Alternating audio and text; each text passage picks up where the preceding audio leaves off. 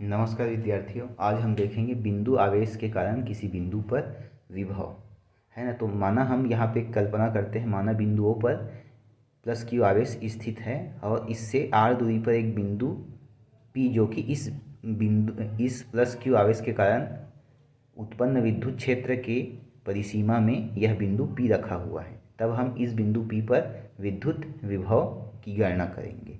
अब माना बिंदु O से x दूरी पर एक बिंदु A है जिस पर हम एक परीक्षण आवेश Q0 रखते हैं। तब कूलाम के नियम से इस प्लस क्यू आवेश और परीक्षण आवेश Q0 के बीच लगने वाला बल F बराबर 1/4πε0 इंटू के डॉट Q/Q0 x²। इसकी दिशा होगी OA की दिशा में यह बल लगेगा। अब हम देखते हैं, यह तो बल हो गया। अब हम देखते हैं परीक्षण आवेश Q0 और विद्युत बल, है ना। परीक्षण आवेश Q0 को विद्युत बल की विपरीत बिंदु A से यहाँ तक हम ले आते हैं, ठीक है।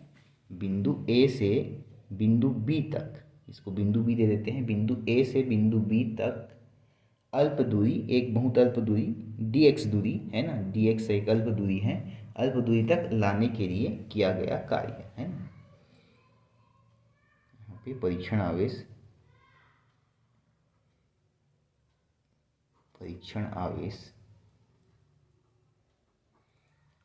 Q0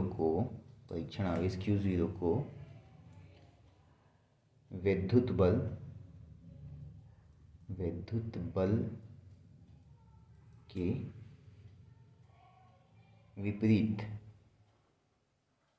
विद्युत बल के विपरीत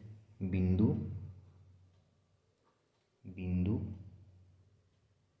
A से B तक अल्प दूरी dx लाने में किया गया कार्य, ठीक है। अल्प दूरी के लिए अल्प कार्य dw दर्शा देते हैं यहाँ पे। तो किया गया कार्य बराबर क्या होता है, कार्य बराबर बल गुना बल की दिशा में विस्थापन। तो बल का मान है F और बल की दिशा में विस्थापन, तो यहाँ पे विपरीत दिशा में हम विस्थापित करेंगे, तो यहाँ पे -dx लिख देंगे, है ना। बल गुणित दूरी होता है, किया गया कार्य बल गुणित दूरी, ठीक है। तो हम जो कार्य कर रहे हैं वह विद्युत बल की विपरीत दिशा में कर रहे हैं, इसलिए यहाँ पे जो dx होगा वो -dx हो जाएगा। तो dw बराबर -f/dx, ठीक है। अब हम क्या किए हैं, बिंदु A से अल्प दूरी dx तक इस परीक्षण आवेश को लाए हैं और हमको क्या ज्ञात करना है, बिंदु P पर विभव ज्ञात करना है ना। कोई भी एक बिंदु B है ना। विद्युत क्षेत्र प्लस क्यू आवेश के कारण उत्पन्न विद्युत क्षेत्र के किसी बिंदु P है, कोई भी बिंदु P है जिस पर हमको विद्युत विभव की गणना करनी है। तब हम क्या करेंगे, इस जो परीक्षण आवेश है इसको ये अनंत मान सकते हैं। अनंत से विद्युत क्षेत्र के किसी बिंदु P तक लाने के लिए जो कार्य करना पड़ता है वह विभव कहलाएगा। तो हम क्या करेंगे, इस परीक्षण आवेश Q0 को अनंत से इस प्लस क्यू आवेश के कारण उत्पन्न विद्युत क्षेत्र की परिसीमा के बिंदु P तक लाने के लिए किया गया कार्य की गणना करेंगे और यही कार्य क्या कहलाएगा, विभव कहलाएगा, ठीक है। यहीं से हम विभव ज्ञात कर सकते हैं। अतः परीक्षण आवेश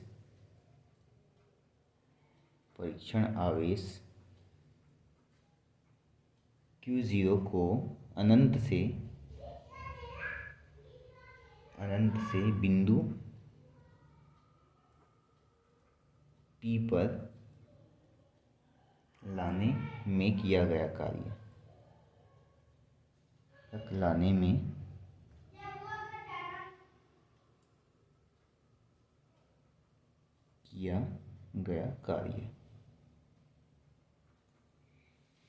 ठीक। W बराबर यहाँ समाकलन कर देंगे dw, ठीक है। कहाँ से कहाँ तक समाकलन करेंगे, यहाँ पे हो जाएगा, हाँ, dw का मान यहाँ पे रख देंगे। समाकलन हो जाएगा हमारा अनंत से, ये अनंत हो गया, अनंत से विद्युत क्षेत्र के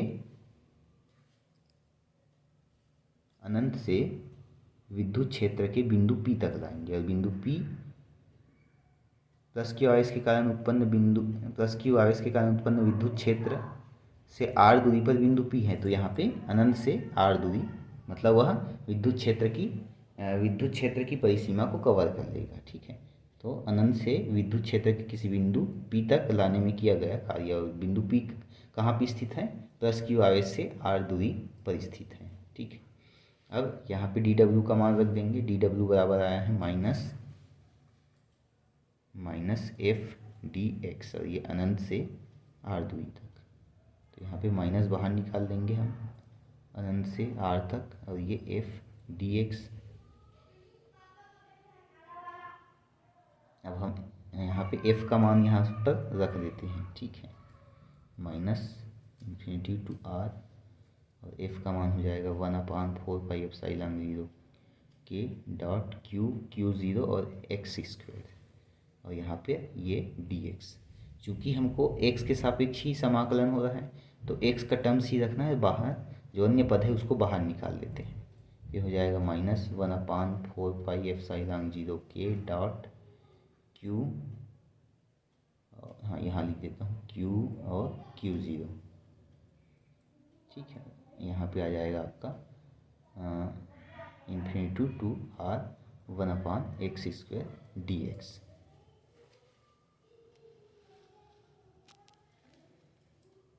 आगे देखेंगे q0 4πε0 के, उसके बाद हो जाएगा ये आपका इन्फिनिटी टू r, और ये x² है ना, इसको हम इस प्रकार से लिख सकते हैं x⁻2 और dx। अब यहाँ पर हम सूत्र लगा देंगे, कक्षा 11वीं में पढ़े थे। सूत्र है हमारा x⁻n dx बराबर, सूत्र होता है x⁻n+1 बटा n+1। तो इस सूत्र का उपयोग हम यहाँ पे कर देंगे। x की जगह x है और n की जगह -2 है। ठीक है, तब हमारा इसका समाकलन क्या हो जाएगा? x⁻2 धन 1 बटा -2 धन 1। इस प्रकार से किया गया कार्य।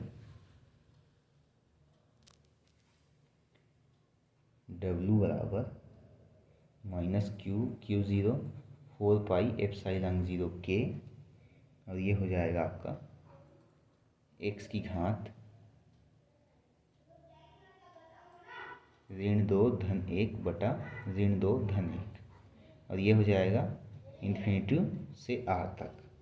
ठीक है, ये W -q0 4πε0 के, इसको हल कर देते हैं। -2 धन 1 बराबर x⁻1, और ये -1। ठीक है, और ये इन्फिनिटी टू r। अब इसको बाउंड्री कंडीशन को हम हटा देते हैं, q0 बटा 4πε0 के, और ये हो जाएगा, हाँ इसको एक स्टेप और कर देते हैं, ये -1, और ये x⁻1 है तो इधर नीचे में आएगा। जैसे उसको उल्टे थे फिर से वापिस उसी स्थिति में रख देते हैं। ठीक है, ये किया गया कार्य W बराबर -q0 4πε0 के। अब हम मान रखते जाते हैं, -1/x की जगह r हो जाएगा, -1/, माइनस और माइनस ये प्लस हो जाएगा इन्फिनिटी। ठीक है, ये समाकलन के नियम से इसको हम बदल सकते हैं। ठीक है, तो 1/∞ का मान हो जाएगा 0। ठीक है, तो हमारा मान आ जाएगा q और q0 बटा 4πε0 के -1 और इधर इसका मान 0 हो जाएगा, उसको नहीं लिखते हैं। ठीक है, अब माइनस माइनस प्लस हो जाएगा, गुना होके प्लस q0 अपान 4πε0 के, या फिर W बराबर 1/4πε0 के डॉट, अच्छा हाँ ये r यहाँ पे आ जाएगा ना, r भूल गया था, q और ये इसको लिख देते हैं q0 और ये बटा r। ये तो हो गया किया गया कार्य। अतः हम विभव निकाल सकते हैं विभव के सूत्र से। अतः बिंदु P पर विभव बिंदु P पर विभव विभव V बराबर अनंत से किसी एकांक धनावेश को अनंत से विद्युत क्षेत्र के किसी बिंदु तक लाने के लिए किया गया कार्य, ये कहलाता है आपका विभव। किया गया कार्य के मान को यहाँ पे रख देते हैं, तो V हो जाएगा, किए गए कार्य का मान है 1/4πε0 K डॉट Q0 बटा R, और पूरे का बटा है ये Q0। ठीक है, अब इसको हल कर देते हैं। V बराबर 1/4πε0 K डॉट Q0 R, अब ये बटा में गुना 1/Q0 हो जाएगा, ये वाला इधर आ जाएगा, इसको अलग लिख देते हैं। तो ये दोनों यहाँ से कट जाएगा, Q और Q0, और विभव आ जाएगा 1/4πε0 K डॉट Q/R। तो ये हो जाएगा किसी बिंदु आवेश के कारण विभव। अब हम यहाँ पे देखते हैं, ये विभव का मान हो गया, बिंदु आवेश के कारण किसी बिंदु पर विभव के लिए व्यंजक हो गया। और हमको यहीं पे पता है विद्युत क्षेत्र की तीव्रता E, विद्युत क्षेत्र की तीव्रता E बराबर होता है, हमको पता है विद्युत क्षेत्र E बराबर होता है 1/4πε0 K डॉट Q/R²। अब दोनों में देखिए समान अंतर है, सिर्फ स्क्वायर का अंतर है। ठीक है, क्या है, स्क्वायर का ही अंतर। इसको हम समीकरण 1 मान लेते हैं, इसको समीकरण 2 मान लेते हैं। तब हम समीकरण 1 का R के सापेक्ष क्या कर देंगे, अवकलन कर देंगे। ठीक है, समीकरण 1 का R के सापेक्ष अवकलन करने पर तब ये हो जाएगा V बराबर इसका d/dr, है ना। तो d/dr हो जाएगा यहाँ से 1/4πε0 K डॉट Q/R। ठीक है, चूँकि हम R के सापेक्ष अवकलन कर रहे हैं। ठीक है, तो जो R का पद है वही इस कोष्टक के अंदर रखेंगे और बाकी इसके बाहर लिख देंगे। ठीक है, तो विद्युत विभव V का R के सापेक्ष अवकलन ये हो जाएगा बराबर आपका 1/4πε0 K डॉट Q, है ना, ये Q को इधर लिख देता हूँ मैं, डॉट R/R, और इधर यहाँ पे आ जाएगा 1/R।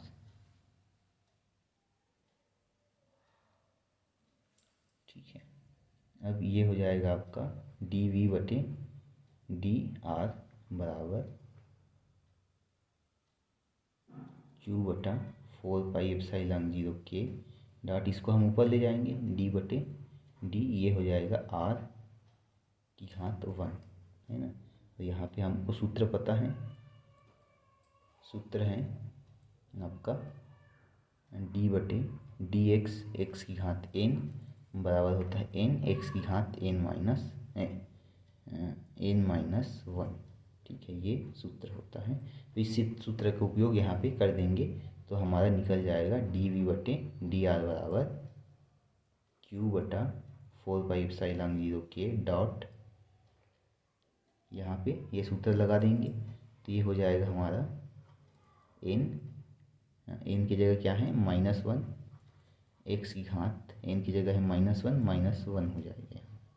तो ये आ जाएगा आपका dV/dr बराबर आ जाएगा -Q/4πε0 K, ये माइनस यहाँ से हो जाएगा और कोष्टक में आ जाएगा x⁴2, यहाँ से फिर हो जाएगा ये, इसको फिर नीचे ले आते हैं, Q/4πε0 K डॉट 1/, अच्छा x लिख दिया हूँ क्या, यहाँ पे R आ जाएगा ना, R होगा। ठीक, R⁴2, क्योंकि ये सूत्र है, इस सूत्र का उपयोग हम यहाँ पे किए हैं। यहाँ पे चर है अपना R, ठीक है, यहाँ पे चर है R, तो R ही लिखेंगे, x नहीं आएगा। ठीक है, तो ये हो जाएगा R ये बटा 2, R⁴2।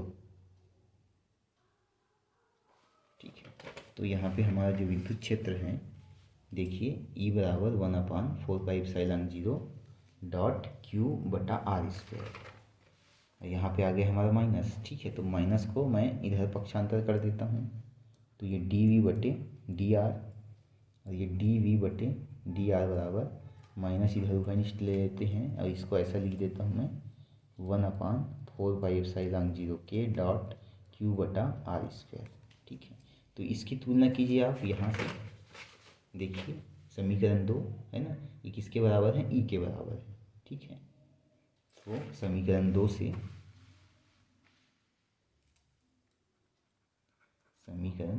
से हम लिख सकते हैं dV बटे डी आर बराबर माइनस E, या फिर विद्युत क्षेत्र E बराबर ऋण dV बटे डी आर, है ना। यही आपका क्या हो जाएगा, विद्युत क्षेत्र और विद्युत विभव में संबंध, या फिर विद्युत क्षेत्र और विभवांतर में संबंध हो जाएगा।